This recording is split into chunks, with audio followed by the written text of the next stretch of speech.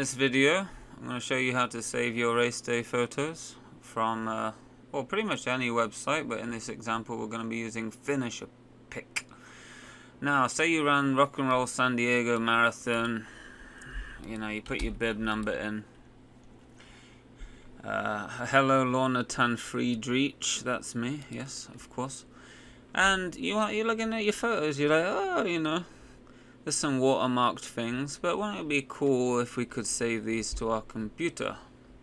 Now, removing the watermarks, that's a kind of different video. Technology has improved. You can remove a watermark.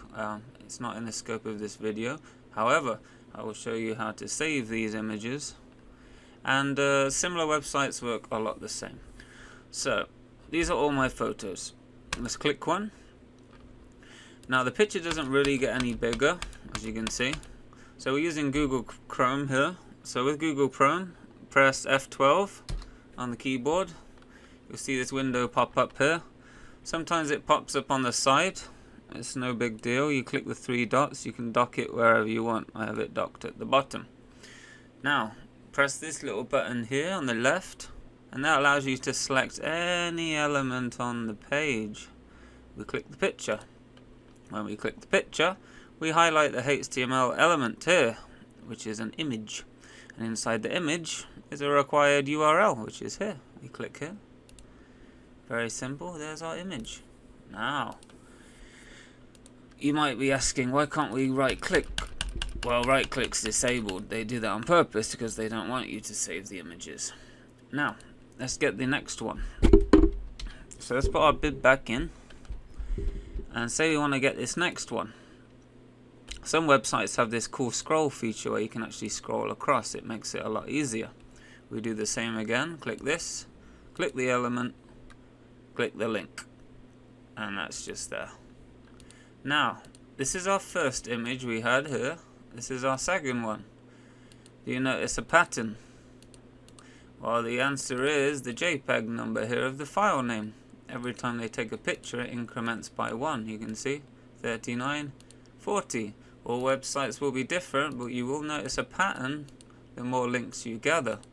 So what we can assume is if we deduct 1 from this, even though this image didn't appear in our selection of images, so we go back to this page here, the first one was this image here, but what we have uncovered is a previous image where we're further in the distance. So that allows us to go back in time and actually access some images that aren't available to us where we might appear.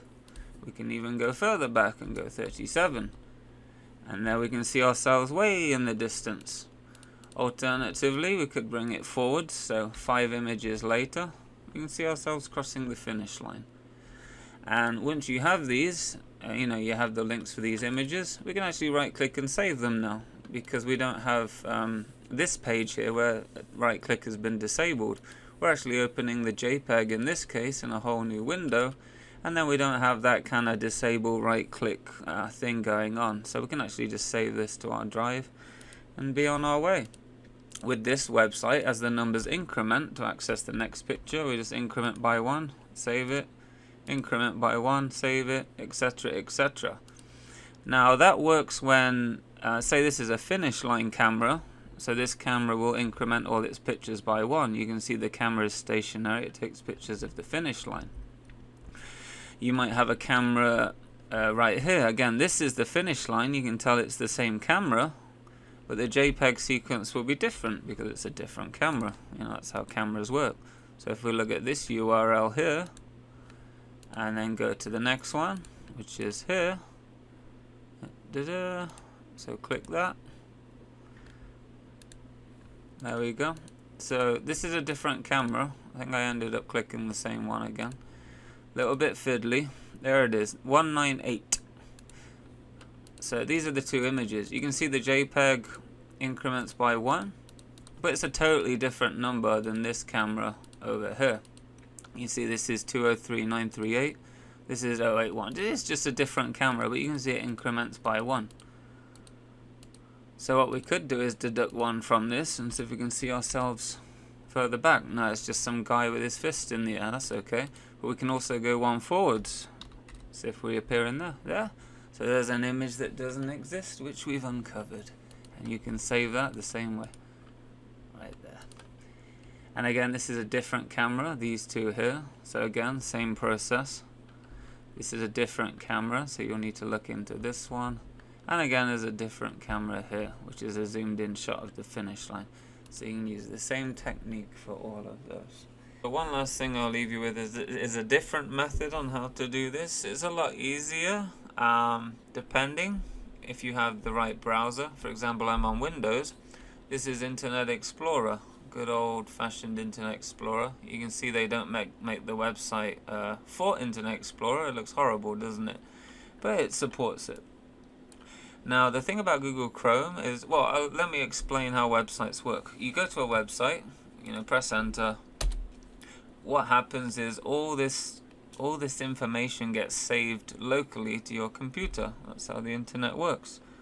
So, by design, it's actually saved to your computer. I'll show you what I mean by that. So all this here is that web page. That's on your hard drive already. That's how the internet works. You can't really say it's like downloading their stuff without permission because, it's on a website. It gets downloaded automatically. If it doesn't do that, there's no way you can actually view it. So in Google Chrome, it does the same thing, but with Google Chrome, it kind of caches it. It gives it unrecognizable files, what's called non-binary files. However, using an older browser like Internet Explorer, you can actually see, look, here's all the JPEGs for the images. So let's double click here. There we are. Next one. There's the next one. So it actually downloads all these images for us, which is a lot easier because you could just highlight all of these, copy them, rename them, done. So the only thing with this is if there's a larger version of the photo, say there's a little thumbnail of the photo, you can click it or click into it, then you get a larger photo. So you will have to do that for these files to appear locally, because if we're looking at thumbnails, for example, small photos of the bigger picture, it's going to save all the thumbnails, all the tiny pictures, but what we want is the biggest version of that photo available. So in that case, if there is a larger version available, we'd click each thumbnail, make sure we can view the full image, and once we view the image on the website, that will get downloaded to our computer in this folder, and then you'll have everything in here. So you will have all the thumbnails, and when you click the thumbnails to load the bigger JPEG, if the one is available, and if it is available, it will download it to this folder. So what you can do here is just save all the JPEGs, so you can sort by type, and that will put all your JPEGs at the end, so you can save all those, copy them out, and filter out the race photos. It's going to download absolutely everything, so you're going to have, like little styles and little advertisements. But, these are the ones you're interested in. You can actually see the file name in here already, so you know which ones apply to you. And that way we don't have to kind of dig in and stuff. So the reason I showed you the other method first is that you can actually find photos that aren't available to you by using the numbering system and going down and up, and that way you have all of them.